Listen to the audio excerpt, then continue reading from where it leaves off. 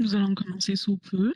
Je vois que les participants sont en train d'arriver. Le nom de notre session ce matin est Libérer le potentiel de la gouvernance des données pour une croissance durable. Nous allons assurer une fin à temps avant le début de la séance plénière. Nous allons encore patienter quelques secondes parce que je vois qu'il y a encore des participants qui sont en train de se connecter. J'ai reçu le message qu'on peut commencer. Bonjour à toutes et à tous. Merci d'être avec nous ce matin pour cette session dans le cadre du forum multiparty. Notre sujet aujourd'hui est la libération du potentiel de la gouvernance des données pour une croissance durable. Il y a maintenant le partenariat numérique entre l'Union africaine et l'Union européenne. Et je pense que cela peut libérer des opportunités énormes, mais il faut gérer ces opportunités de manière responsable. C'est une discussion très intéressante qui a été convoquée par Vodafone et par Vodacom. Il y aura plusieurs experts et expertes de diverses disciplines, plusieurs secteurs. Nous allons ap- apporter des suggestions concrètes pour avoir une gouvernance des données robuste et pour maximiser la valeur de ces données. Et un autre sujet est de voir comment l'Afrique et l'Europe peuvent contribuer de main en main en tant que partenaires pour libérer ce potentiel. Il y a 1 heure de débat. Je vais présenter les participants de discussion. Nous allons également réserver du temps pour les questions du public, de l'audience à la fin. C'est-à-dire que vous pourriez poser des questions à la fin. D'abord, il y aura une discussion par la professeure Pamela Ondanda. Elle travaille à l'université de Witwatersrand en Afrique du Sud. Professeure Ondanda, bonjour. Merci de briser la glace et de nous introduire au sujet. Vous êtes professeur de droit à l'université de Witwatersrand. Comment croyez-vous peut-on libérer le potentiel pour une croissance durable? Quels sont les principes de la gouvernance qui devraient participer aux décisions? Quels individus, quelles entreprises, quelles instances publiques? Qu'est-ce que les stratégies et les politiques publiques peuvent faire pour renforcer la confiance et la transparence? Merci de partager votre point de vue par rapport au sujet mentionné. Merci beaucoup. Malheureusement, le son de la participante, de la professeure Andonda, va et vient. Merci de m'avoir invité de participer à ce débat ce matin et de partager mon point de vue par rapport au sujet évoqué. Est-ce que vous voyez mon transparent? Note de l'interprète, elle voit bien le transparent, mais malheureusement, le son de la professeure Andonda est souvent interrompu. Alors, la première question était de savoir comment on peut libérer le potentiel de la gouvernance des données pour une croissance durable. Je voudrais vous présenter quelques résultats d'un projet que nous sommes en train de mener à bien. Premièrement, il faut noter qu'il y a des facteurs qu'il faudra pour libérer ce potentiel et pour cela, il faut d'abord un contexte, un cadre propice. Et cet environnement propice a besoin d'une structure de gouvernance claire avec des responsabilités bien définies. Vous savez que le continent africain est très divers.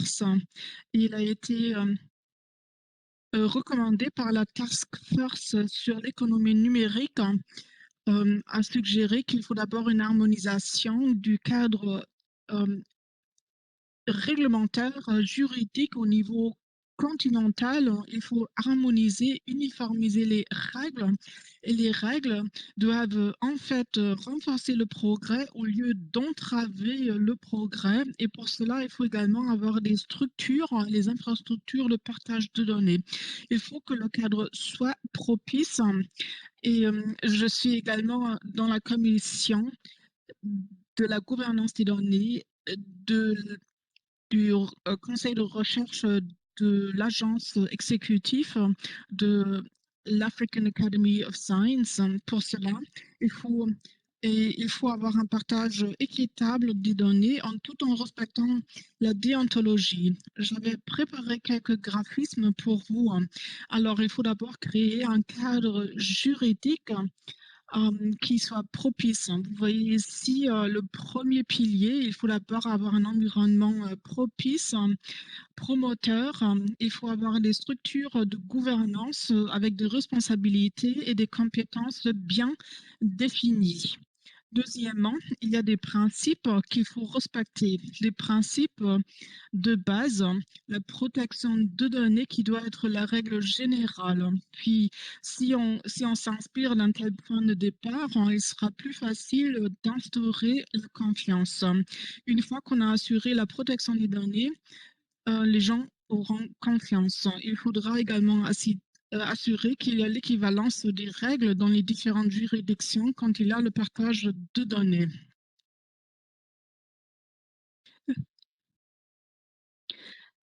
Nous avons une règle juridique déjà qui réclame à l'article 72 qu'il y a l'équivalence des règles. Il faut également avoir une transparence, il faut également avoir une responsabilisation.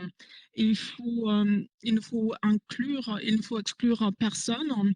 Et ces principes sont très importants dans cette approche. Il faut que ce soit notre idée directrice. Notre projet est financé et nous portons un regard particulier à la migration des données en Afrique subsaharienne. La confiance est très importante dans le cadre de ce projet.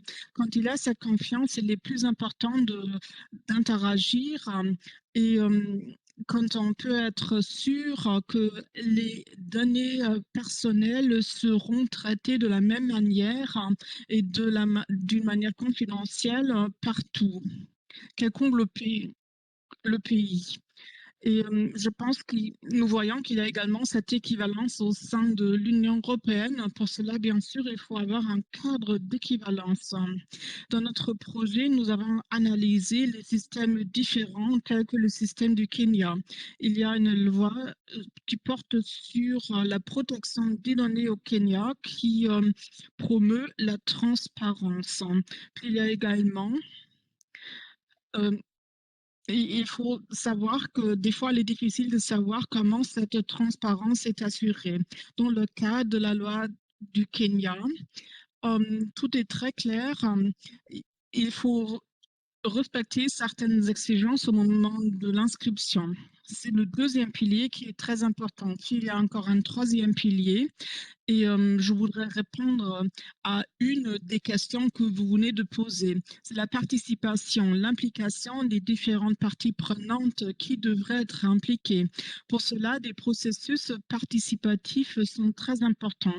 Une approche coopérative, hein.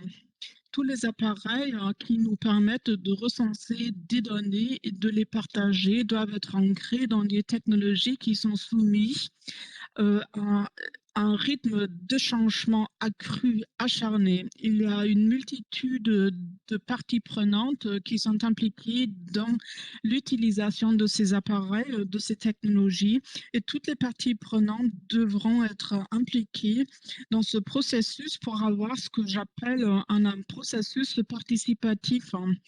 Quand il s'agit de définir des cadres juridiques, réglementaires, il faut assurer que toutes les parties prenantes impliquées ont eu l'occasion de s'exprimer. C'est encore un préalable pour la création de cette confiance dont j'ai parlé tout à l'heure. Si nous n'impliquons pas toutes les parties prenantes, tous les individus et les instances concernées, cela peut créer un sentiment d'exclusion, de marginalisation. Malheureusement, le son de la professeure est interrompu régulièrement, note l'interprète. Alors, comment peut-on assurer que tout le monde a sa place à la table quand il s'agit de définir des règles communes? Et par rapport à cette question, un processus participatif peut être très utile et judicieux. Ce qui est très important, selon moi, est qu'il faut avoir des formes de coopération entre euh, les entreprises, les milieux universitaires et les entreprises. Dans ce cas-là, les États, Les institutions publiques, les entreprises, aussi bien que les individus et les milieux universitaires peuvent contribuer et apporter leur point de vue. Une fois qu'on a ces 3 éléments, ces 3 piliers, réunis, on peut créer cette toiture à la structure, c'est, l'idée d'une maison, d'un immeuble. Une fois qu'on a pris soin de ces 3 piliers, nous pouvons partir du principe qu'il y a de la confiance, la transparence, tout le monde se sent responsabilisé, tout le monde est confiant que ses intérêts aient été pris en compte. C'est la toiture à notre maison, notre immeuble. Je contribue, au projet sur la migration des données et nous avons constaté qu'il nous faut des politiques qui, permettent cette médiation entre les différents intérêts, une conversation intégrale au sujet des données. Cette structure nous permet que personne n'est marginalisé et pour ceci, nous avons créé des groupes communautaires au sein de la population civile. Il faut créer des cadres, mais pour avoir des cadres efficaces et judicieux et propices, il faut assurer l'existence de ces 3 piliers qui sont montrés sur ce graphisme. Ceci nous permettra de libérer le potentiel de la gouvernance des données pour assurer une croissance durable. J'arrive à la fin de ma petite présentation et j'espère que ça a été une introduction à notre sujet aujourd'hui et que ceci va stimuler grand nombre de commentaires. Merci beaucoup. C'est en effet une très bonne base pour notre débat. Merci de nous avoir montré les principes, votre idée directrice. Et je pense que ça serait très intéressant de revenir à vos idées et votre présentation. Cela me permet maintenant de présenter les experts, les expertes.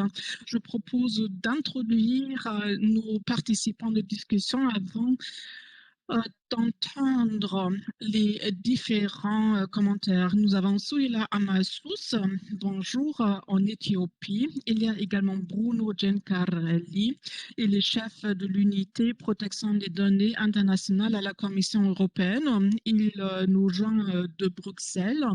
Il y a également Mikiko Niva qui travaille pour Vodafone et basé à Londres. Il y a également Géraldine de Bastion de Connectif à Berlin. Bonjour Géraldine. Il y a également Taki Akouté, avocat du numérique, consultante sur la confidentialité qui est au Ghana et associée d'une société juridique d'Accra au Ghana. Ce sont les avantages d'une réunion numérique qui nous permet de rassembler les participants des 4 coins du monde. Nous commençons par Assisa. Pourriez-vous, Soulila Amasous, nous commençons par la représentante de la Commission de l'Union africaine. Peut-être vous pourriez nous parler de la vision africaine. Merci de m'avoir donné l'occasion de prendre la parole lors de cette séance importante. Vous avez demandé de contribuer à la perspective de l'Union africaine et notre apport pour la protection des données et la création des structures de gouvernance. L'année dernière, nous avons lancé une approche commune pour la gouvernance des données qui comprend aussi bien les données personnelles, mais également les données des instances publiques. L'année dernière, nous avons eu un sommet de l'Union africaine qui a adopté un cadre pour la gouvernance des données.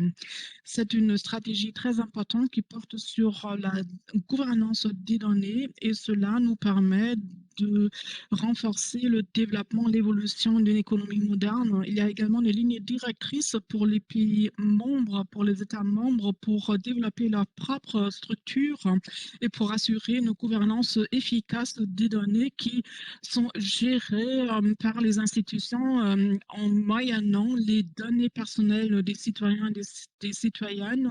Et cette stratégie porte également sur l'établissement d'une nouvelle économie numérique. Ce cadre souhaite également promouvoir les partenariats entre les pays et porte également sur le volet de l'échange des données entre les pays. Il y a le volet du renforcement des capacités pour renforcer les flux de données. En plus, nous souhaitons renforcer le partage des données et la création des cadres pour l'échange de données. Les pays se mettent d'accord pour un format qui permette ou qui facilite cet échange de données. Ce cadre souhaite renforcer les capacités. Nous avons compris qu'il y a un manque de l'uniformisation, de standardisation ou harmonisation. Pour cela, nous souhaitons rattraper ce retard. Il faut arriver à un niveau élevé de convergence pour avoir l'interopérabilité des systèmes. Cela permet également de renforcer la disponibilité des données. Euh, il faut également assurer que toutes les données qui sont gérées sur le continent peuvent également être auditées, peuvent être gérées par le continent. Et pour cela, il faut des structures de gouvernance de données régionales. Il fallait également définir les principes qui gèrent cette activité. Il fallait également définir les objectifs de ce cadre. Il y a l'aspect de la justice des données, la déontologie et puis bien sûr également la protection des droits numériques des citoyens africains. Et nous sommes d'accord sur le principe d'une vision qui met l'être humain au centre des intérêts, mais pour nous, il faut également utiliser des données pour surmonter le retard de développement que nous avons pris sur notre continent. Nous souhaitons utiliser les données pour développer les services publics, pour développer des stratégies qui s'inspirent des données, c'est-à-dire il y a des discussions pour vraiment utiliser le potentiel. Il y a des questions sur sur la confiance, la responsabilisation, la transparence, également la question comment on peut instaurer la confiance dans le cadre de l'échange de données. Il y a la convention qui a été développée par l'Union africaine qui a été adoptée en 2014. Entre-temps, 13 pays ont ratifié cette convention. Et dans cette convention, nous avons défini les principes pour le traitement des données personnelles. Et il y a les principes qui gèrent la protection des données. Cette convention définit également les responsabilités et compétences des autorités des protections des données. Cette convention est très compréhensive parce que on y parle également des droits des sujets des données et des contrôleurs des données. En même temps, nous travaillons également avec des organisations sœurs parce que nous souhaitons créer un réseau des autorités de protection des données à travers le continent. Il s'agit de renforcer des capacités des instances. Il faut créer des espaces pour les professionnels de la protection des données pour assurer un échange. Il s'agit également de créer un écosystème de données uniforme. Je pense que je peux m'arrêter là. Merci beaucoup. Merci beaucoup. C'était vraiment un aperçu qui était très détaillé et nous pourrions peut-être également parler du rôle de l'Afrique en partageant ce cadre de données. Merci beaucoup pour le moment et pour maintenant, nous allons accorder la parole à Bruno. Bruno Giancarelli, merci beaucoup de nous avoir mené. Peut-être vous pouvez nous maintenant parler de l'harmonisation des flux de données et aussi des droits et de l'infrastructure. Bruno, est-ce que vous pouvez nous donner un aperçu très bref sur les principes universels de, de la réglementation sur la protection des données, la transparence, etc. Oui, merci beaucoup. C'est un privilège d'être parmi vous aujourd'hui et je suis vraiment ravie que ce dialogue se passe dans le contexte de du partenariat sur l'économie numérique entre l'Afrique et l'Union européenne. Tout d'abord, il faut savoir pourquoi nous devons protéger les données personnelles et comment nous pouvons harmoniser ceci dans les cadres juridiques. Le professeur a déjà parlé de la confiance qui nous permet de se connecter, de nous connecter dans de plusieurs contextes et on peut également ajouter à ce qui a déjà été expliqué dans les lignes directrices de protection de données pour l'Afrique qui ont été adoptées par l'Union africaine basée sur la Convention de Malabo. Tout d'abord, on a souligné dans ces lignes directrices que la confiance est également un avantage compétitif, mais il s'agit là tout d'abord de plus qu'une opportunité économique. Si les données ne sont pas protégées, ça aussi peut avoir un effet néfaste sur l'économie. Il s'agit tout d'abord, bien sûr, de la protection des droits de l'homme.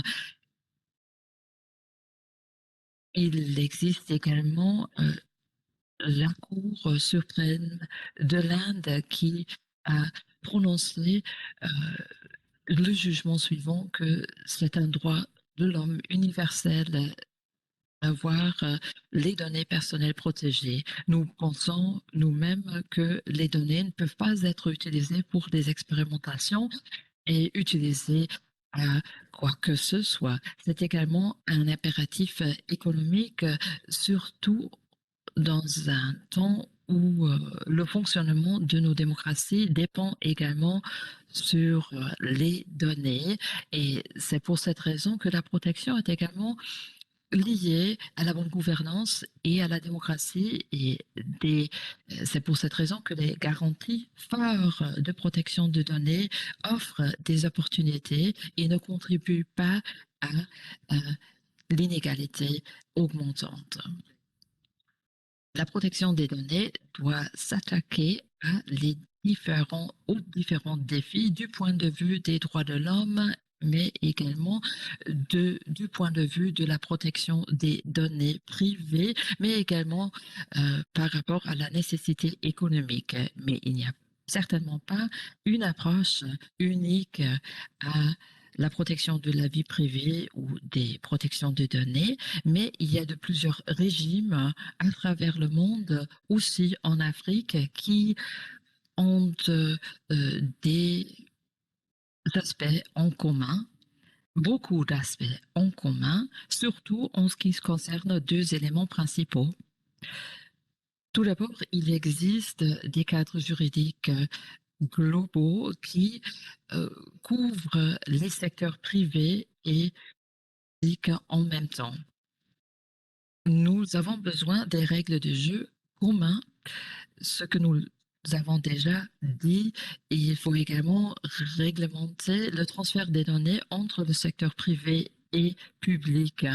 Il faut créer de la sécurité juridique et la confiance pour les citoyens. Et pour cela, nous devons être sûrs que n'importe qui possède des données le fait dans le contexte de garantie juridique. Pour cela, il nous faut un cadre juridique global. Ceci est également reflété dans la réglementation, mais nous devons également respecter la loi, la transparence, la sécurité des données et la responsabilité. Ce sont quelques éléments qui sont vraiment très, très importants dans ce contexte. Et qu'est-ce que cela nous dit sur les règles de la protection des données? Il ne s'agit pas de la prohibition de traitement de données et de la collecte de données, mais il faut être sûr que ces processus se situent dans un certain contexte juridique pour assurer que le traitement des données se fait dans un contexte responsable et fiable. Nous avons encore un autre point en commun de nos cadres, c'est-à-dire qu'il y a des droits qui, qui peuvent être assurés par les individus. Les lois de la protection des données ont pour but de rendre les citoyens responsables et de leur permettre de défendre leurs droits dans le domaine de la protection de leurs données. Et encore un élément en commun, c'est-à-dire les garanties pour permettre les flux transfrontaliers des données ensemble avec la protection. Nous savons que nous pouvons faire les deux. Nous pouvons assurer les flux de données et les transferts de données et en même temps protéger ces données.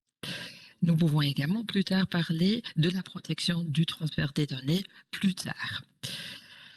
Et nous devons également avoir un contrôle indépendant, c'est-à-dire des gouvernements, des autorités de protection. Ces réglementations sont très importantes dans ce contexte-là. On a déjà parlé du Kenya, qui est un exemple très positif avec une autorité de protection de données qui est très active.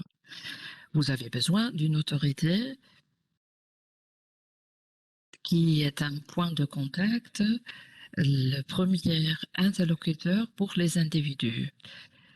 Vous ne voulez pas que toutes ces questions sont après référées aux tribunaux, aux cours, mais vous avez également besoin d'une autorité d'agence de protection de données pour adapter les règles, les dispositifs juridiques en pratique. Parfois, il y a des cas pratiques qu'on ne pouvait pas anticiper au moment où on a adopté la législation. Et pour cette raison, vous avez besoin de quelqu'un qui est indépendant, une autorité indépendante qui peut également ajuster ses règles et ses réglementations à un environnement qui se développe rapidement et qui change rapidement. En deux mots, ce sont les 4 éléments d'un cadre de protection de données que je trouve très important. Merci beaucoup, c'est vraiment quelque chose qui nous inspire beaucoup et qui est vraiment détaillé. Peut-être nous pouvons parler des détails plus tard après les autres participants. Maintenant, nous voulons dire bonjour à Miko. Miko, bonjour. Vous êtes responsable tout d'abord de l'expérience de mettre en œuvre les lignes directrices mondialement et peut-être vous pouvez également nous dire quels sont les défis quand vous voulez aussi essayer de profiter des avantages de ces réglementations. Merci beaucoup. C'est vrai ce que vous venez de dire. Nous avons un programme de protection de données et de confidentialité mondial, c'est-à-dire nous appliquons les normes dans tous les pays où nous sommes actifs en Europe, en Afrique et partout dans le monde. Pourquoi? Tout d'abord, c'est un principe pour nous que la confidentialité est un droit de l'homme, des droits dont bénéficient non seulement ceux qui ont une législation nationale qui s'applique dans ce domaine. C'est-à-dire pour nous, c'était vraiment important d'adapter cette position. Deuxièmement, Vodafone a des centaines de produits, des milliers de systèmes où le RGPD est vraiment important. Nous devons respecter les employés et également les clients qui sont vraiment très importants pour nous, ainsi que leurs droits. Surtout dans cet environnement qui est vraiment très, très complexe. Quelle est notre expérience? J'aimerais commencer par les aspects positifs. Quand nous avons commencé à introduire ce programme de RGPD, nous avons commencé en Europe, puis après nous avons continué en Afrique. Ce processus est maintenant achevé et je peux vous donner maintenant une réflexion sur l'expérience très très positive. J'ai toujours eu le sentiment que les personnes étaient vraiment très, très positive en ce qui concerne ce processus. Nous n'avons jamais eu l'impression qu'il y a eu une opposition forte à notre projet. C'était plutôt un besoin des personnes auxquelles nous nous sommes adressés et c'était l'aspect très, très positif. Nous avons également des équipes très, très impressionnantes qui sont composées de personnes qui sont vraiment très, très compétentes. Nous avons des technologies bien développées dans nos pays en plus, c'est-à-dire en tout, c'était un projet très, très inspirant en ce qui concerne la technologie aussi. Beaucoup dans les sociétés mondiales ont déjà compris depuis longtemps que les principes de confidentialité sont un peu les mêmes partout et c'est une bonne base pour l'harmonisation. Après, il s'agit de savoir comment et quoi exactement on peut harmoniser selon les principes globaux de protection des données. Il s'agit aussi d'établir tout d'abord des rapports de confiance. Là aussi, nous avons des dispositifs qui ont déjà de la protection des données qui est intégrée dans ce matériel, mais il y en a d'autres qui pensent différemment. Parfois, il faut également essayer d'orienter les personnes, surtout les professionnels qui travaillent dans le domaine. Il y a également quelques défis euh, auxquels nous nous sommes heurtés. La législation de protection de données, de confidentialité est a existé depuis longtemps en Europe, mais en quelque sorte, c'est également quelque chose qui était réalisé plus solidement, plus véritablement dans le contexte du RGPD. C'est-à-dire, par contre, en Afrique, c'est un concept qui n'est pas encore très bien développé. Nous avons besoin de cadres juridiques beaucoup plus harmonisés et il y a quelques pays où il y a la constitution qui est plus importante, d'autres pays où ce sont les droits des consommateurs qui euh, nous orientent dans l'application de ce règlement, mais il y a également l'aspect qu'il ne s'agit pas seulement d'individus, de personnes individuelles, mais également des sociétés, des organisations. Là aussi, nous devons assurer euh, les différents droits et intérêts qui y jouent un rôle d'une façon stratégique.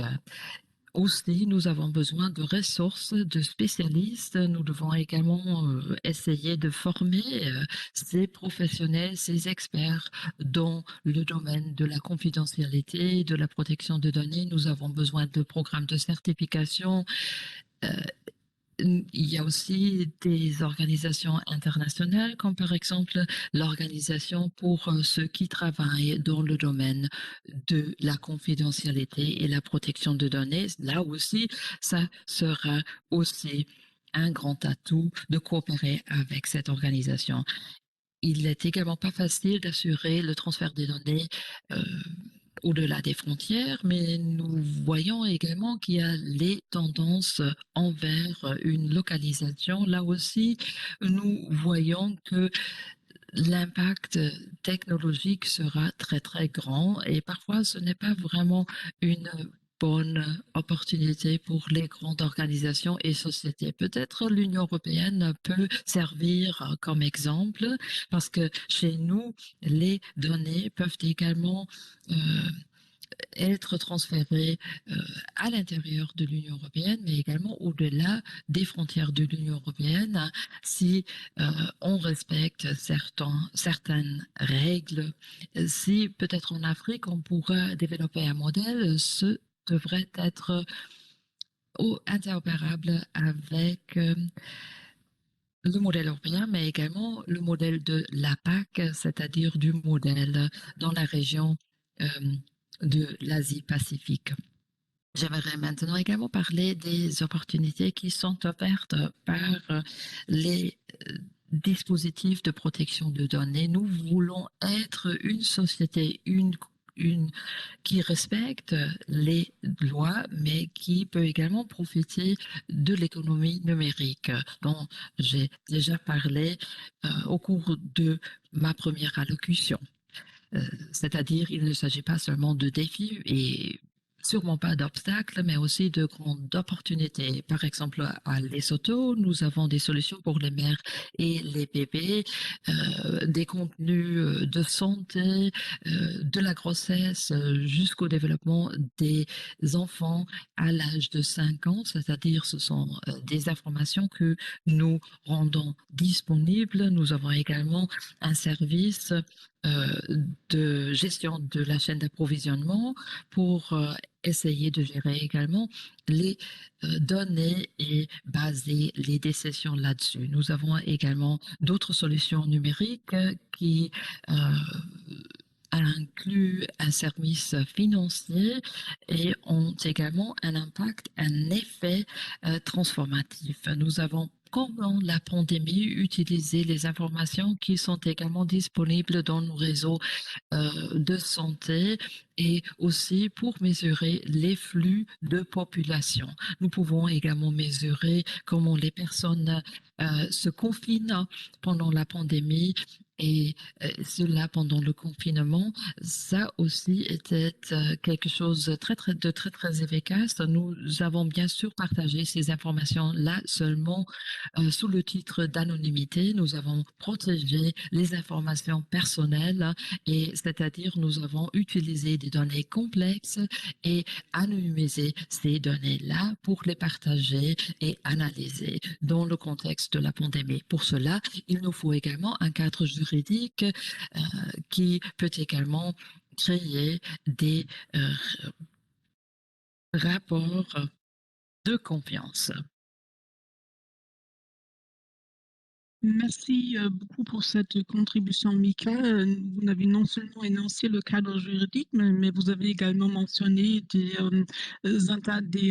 initiatives très concrètes. Quelques-uns des présentateurs ont déjà mentionné la question de l'interopérabilité. C'est un mot très en mode, très à la mode, mais il faudrait également discuter de ce concept de manière plus concrète plus tard. Je voudrais maintenant passer la parole à Géraldine. Elle va maintenant nous présenter la perspective de Connectif. Je ne sais pas si, est-ce que vous pourriez nous décrire le cadre juridique qu'il faut avoir pour une économie numérique plus inclusive, pour assurer que les avantages bénéficient à un nombre plus élevé d'acteurs et de parties prenantes. Je sais que vous vous déplacez souvent en Afrique. Est-ce que vous pourriez peut-être partager votre vision d'un modèle d'affaires propice basé sur l'utilisation des données? Merci beaucoup. Comme vous venez de mentionner, je travaille pour Connectif, mais non seulement pour Connectif, nous travaillons également avec des initiatives numériques, des startups, des pépinières.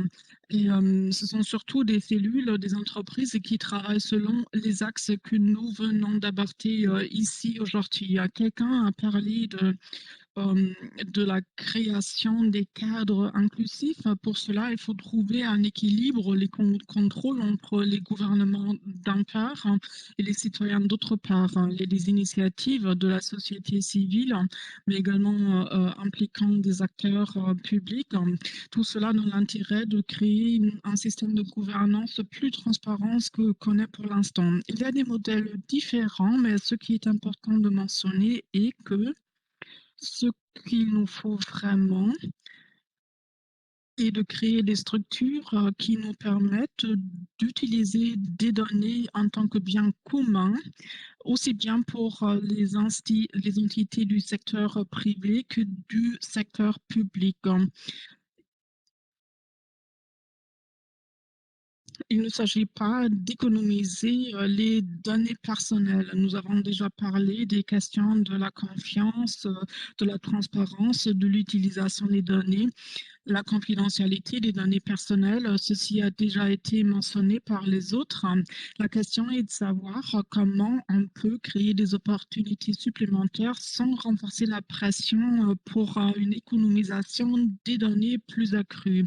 Il y a des entreprises telles que MyDate qui ont plutôt l'aspect d'une pépinière et pour cela, euh, il- mais il y a également bien sûr l'aspect de la monétarisation de ces données. Et puis il y a également des inconvénients. Il y a des aspects dangereux, peut-être pas en Europe, mais en dehors de l'Europe. Vous avez demandé si j'ai des exemples positifs de modèles d'affaires. Il y a des entreprises qui créent des modèles, qui exploitent, qui utilisent les données qui sont souvent vues d'un mauvais œil. De bonnes entreprises n'exploitent pas les données personnelles de leurs clients. Ils utilisent seulement les données pour leur proposer des services adaptés à leurs besoins ou peut-être pour créer des données anonymes agrégées euh, pour mieux cibler leurs services. Je pense que grand nombre des entreprises font cela très bien. Et les fondateurs de grand nombre de pépinières, de start-up seraient certainement d'accord sur le principe que ce n'est pas l'idée. C'est très rafraîchissant. À Berlin, il y a un milieu de start-up très dynamique. Je rencontre souvent des fondateurs qui veulent créer des innovations qui respectent le RGPD. Il y a les autres directives de l'Union européenne et ces fondateurs que je rencontre ici à Berlin en fait sont d'accord sur ces principes. Il y a une entreprise qui s'appelle Data EI et cette entreprise, pour simplifier les choses d'un point de vue technique, c'est une entreprise qui, euh, euh, qui travaille sur l'apprentissage de l'intelligence artificielle. Et cela est pour utiliser l'intelligence artificielle dans un contexte public qui assure la protection des données pour l'individu tout en utilisant les opportunités proposées par cette technologie. Et je sais qu'il y a un grand nombre de fondateurs qui partent de ce principe et qui travaillent de cette manière aussi bien en Europe qu'en Afrique. Je sais qu'il y a également des projets menés à bien par la population, par la société civile. Il y a de tels projets au Brésil, en Afrique, il y a Africa Ocha. Ce sont des projets, des initiatives qui permettent aux citoyens de recenser des données. Il y a des projets tels que Make Sense de Barcelone et ce sont des initiatives qui rassemblent des données pour des projets scientifiques gérés par des citoyens. Il y a également des citoyens qui s'impliquent dans les projets d'aménagement urbain par le biais des données recensées par le soin des citoyens. Il y a un grand nombre d'initiatives de base. Ce sont souvent des initiatives gérées par le secteur privé, souvent par la société civile. Il faut les renforcer, il faut les promouvoir. Je peux peut-être également parler de la nécessité de créer des repositoires publics des données pour avoir des conditions de concurrence loyales et égales. Et les autres collègues ont déjà parlé de la standardisation, d'une harmonisation, mais il faut également avoir la transparence et l'ouverture. En Allemagne, nous verrouillons un grand nombre de données dont nous disposons. Souvent, les données de transport ne sont pas mises à disposition de Google et des grandes plateformes, mais ces données ne sont pas disponibles pour les innovateurs, pour les startups ou pour des groupes de la société civile. Il faut repenser cette manière de faire. Il faut avoir des archives ou des repositoires publics et je pense qu'on peut s'inspirer de l'expérience dans d'autres pays tels que l'Estonie. En Estonie, par exemple, il y a des archives publiques de données qui sont disponibles pour des applications de biens communs et non seulement pour des entreprises privés à titre lucratif. Il faut assurer qu'il y a des conditions de concurrence loyales, égales pour tout le monde. Il faut assurer qu'il y a un équilibre et des contrôles démocratiques. Merci beaucoup, Géraldine. Ça a été vraiment très intéressant. Vous avez parlé de plusieurs modèles, l'utilisation de l'intelligence artificielle. L'Union européenne est en train de développer un projet de règlement sur l'intelligence artificielle, les marchés et les services numérisés. Je sais que c'est une longue liste de sujets qui est en train de s'élaborer. Il faudrait savoir quels résultats concrets cela produira. Merci beaucoup pour votre contribution. Il nous reste que 13 minutes, mais il nous reste encore un participant qui, et je souhaite également faire un petit résumé et tirer quelques conclusions pour savoir comment on peut peut-être créer des possibilités pour un partenariat. J'ai quelques questions ou quelques commentaires. Comment peut-on utiliser des structures, des infrastructures publiques et il faut surtout avoir une approche nationale par rapport à l'infrastructure tout en assurant l'interopérabilité, c'est-à-dire il faut prendre en compte l'aspect de la standardisation et de l'interopérabilité. Last but not least, en dernier lieu, nous avons Taki. Merci d'être avec nous aujourd'hui. Vous travaillez sur les questions des droits numériques. Et nous l'avons déjà abordé en tant que point central. Que pensez-vous de la perception civique dans des sociétés qui font un usage de plus en plus renforcé des données? Quels sont les principes clés qu'il faut intégrer d'un point de vue des citoyens? Merci beaucoup, Taki. Merci beaucoup, Lara. Est-ce que j'ai encore les 5 minutes ou oui?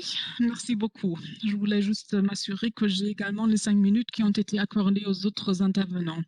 Alors, que pensent les citoyens et les citoyennes? Comment voient-ils les sociétés gérées ou inspirées par les données que nous avons aujourd'hui en Afrique?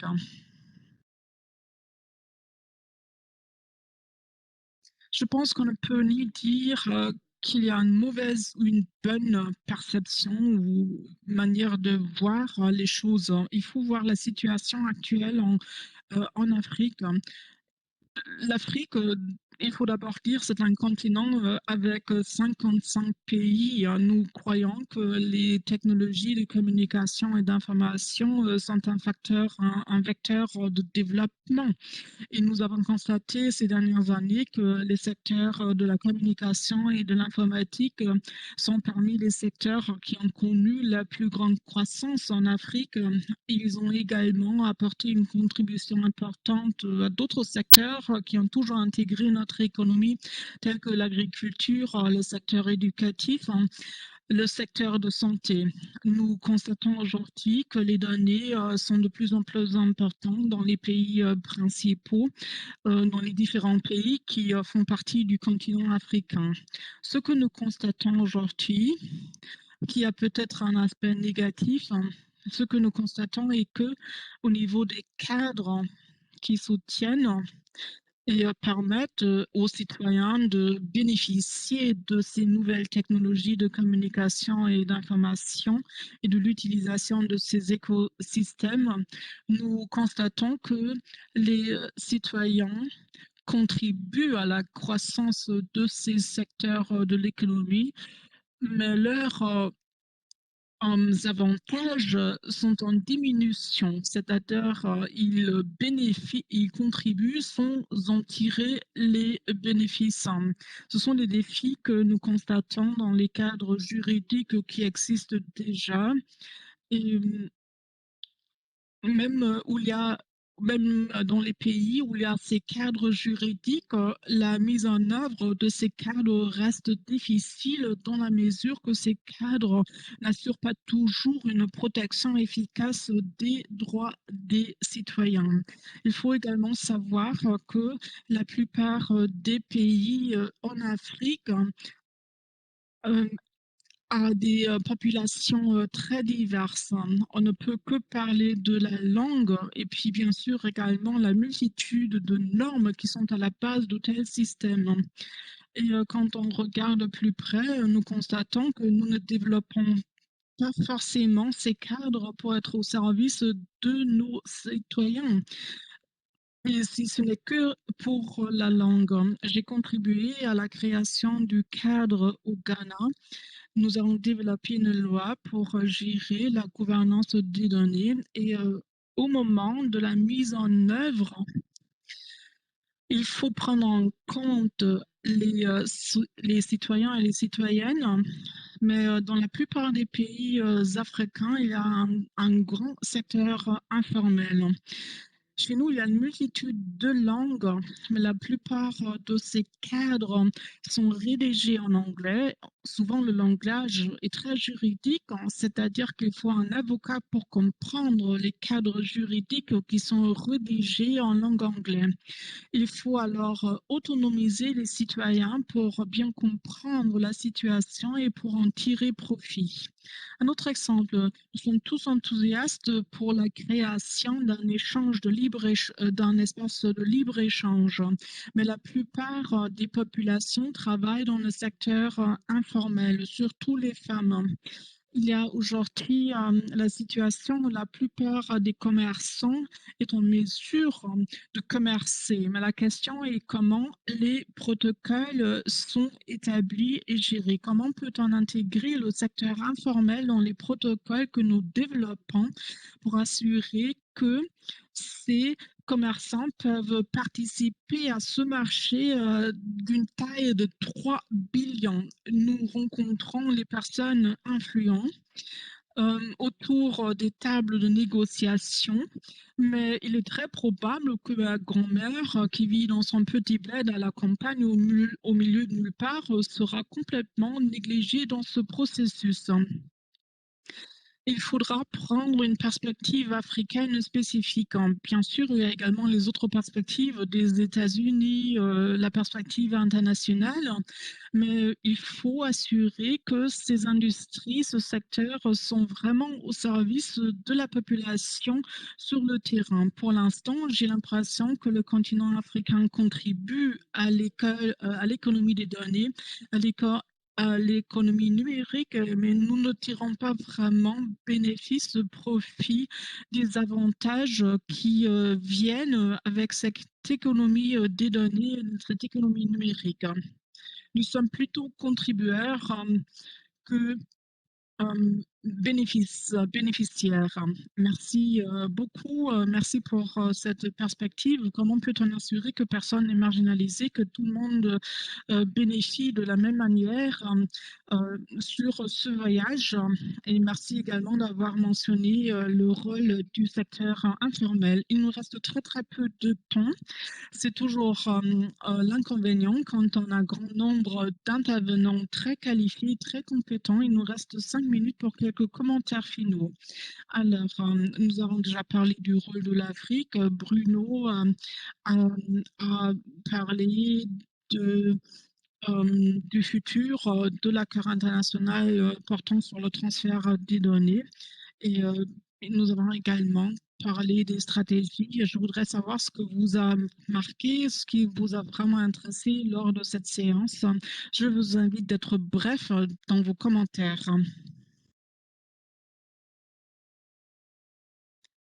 Souhila, souhaitez-vous aller en première?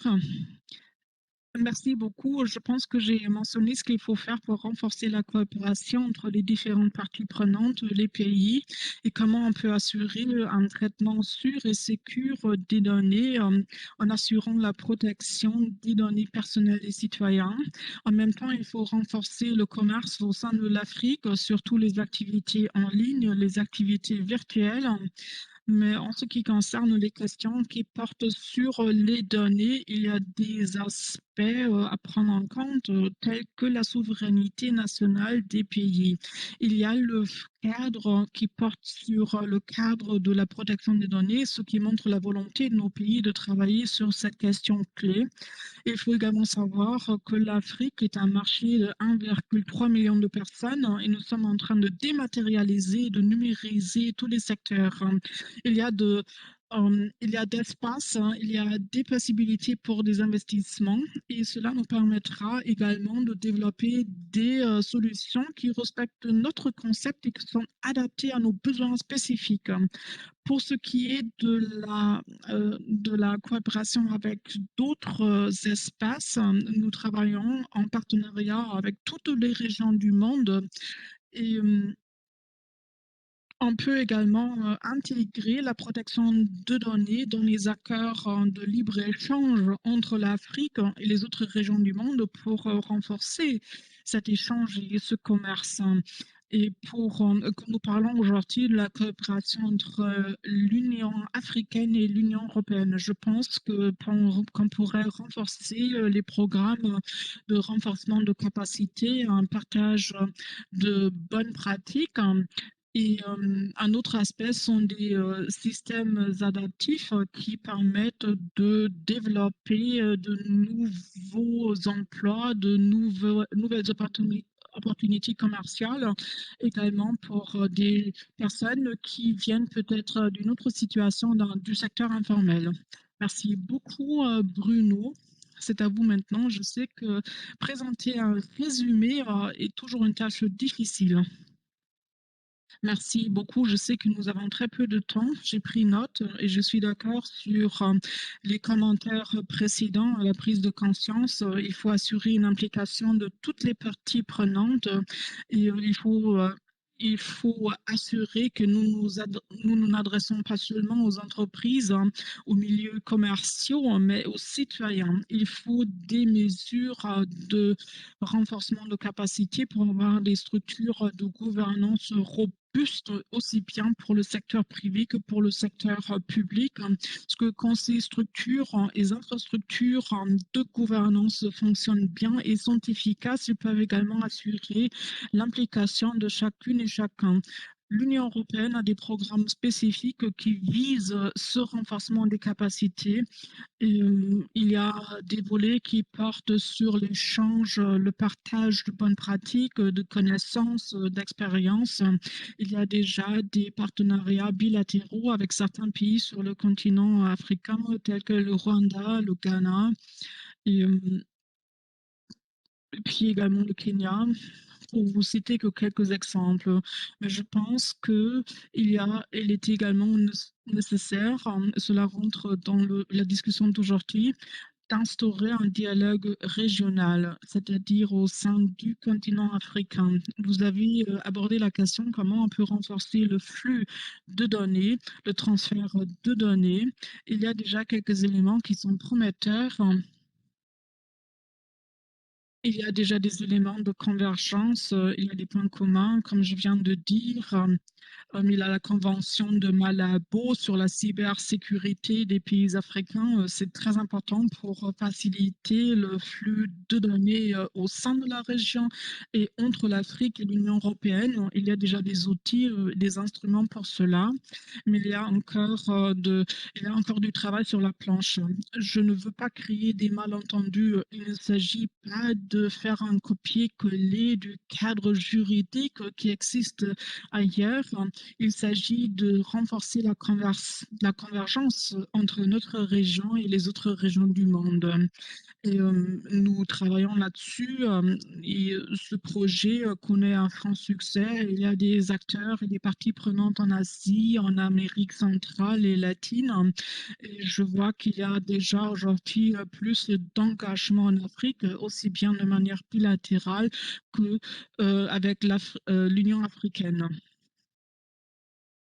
Merci beaucoup Bruno. Géraldine doit partir. Pour cela, vous pouvez également consulter le chat pour ces messages et nous savons que nous approchons la fin de notre séance. C'est pour cela je vous demande de faire des interventions très brèves. Merci. J'ai entendu des commentaires sur le développement général qui sont vraiment très, très encourageants. Et bien sûr, nous avons du travail pratique à mener dans l'avenir, c'est-à-dire nous devons rester vigilants et en même temps faire du progrès chaque mois, chaque année et comme ça, nous pouvons créer un nouveau cadre. Mais si nous avons un objectif commun, ça sera plus probable que nous y aboutissons dans l'avenir. Merci, merci beaucoup Miko Teki. Merci Lara. Mes remarques finales se concentrent sur l'harmonisation. Elle est très importante pour permettre la coopération entre l'Union européenne et le reste du monde, surtout l'Afrique. Mais il faut également se pencher sur l'harmonisation à l'intérieur de l'Afrique, de la perspective non pas de l'uniformité, mais des éléments en commun. Parce que nous avons des éléments divergents, mais également des éléments que nous avons en commun. Et si nous pouvons essayer d'harmoniser les systèmes, euh, il faut faire attention à ce que nous ne créons pas une forme d'uniformisation. C'est-à-dire, c'est très important de nous pencher sur ce que nous avons en commun. Peut-être aussi maintenant une remarque de clôture de votre part. Merci pour votre patience. Oui, mon message final sera le suivant. Très souvent, nous essayons de réparer le système, l'infrastructure, mais il s'agit d'analyser l'impact sur les droits de l'homme et la confidentialité, c'est-à-dire si le secteur privé est responsable, il doit coopérer avec le gouvernement, le secteur public pour avoir les responsabilités des deux côtés, c'est-à-dire ceci pourrait être une alliance très très puissante entre le privé et le public qui pourra nous également aider dans le contexte de viser les sujets d'égalité, mais également de justice. C'est mon approche que je défends et ça sera vraiment une coopération et intégration parfaite. Merci, merci beaucoup Pamela et nous avons parlé de l'intégration, de la coopération. C'était une séance bien remplie de ces éléments-là. Et bien sûr, nous devons continuer avec nos efforts pour achever une transformation numérique inclusive. Et peut-être quelques exemples que vous avez cités ce matin vont avoir un avenir prometteur. Merci aux orateurs, aux intervenants qui ont participé à Souala et à Teki Miko Girardi. Merci aussi pour Vodafone de m'avoir invité, d'être votre animatrice. C'était un grand plaisir.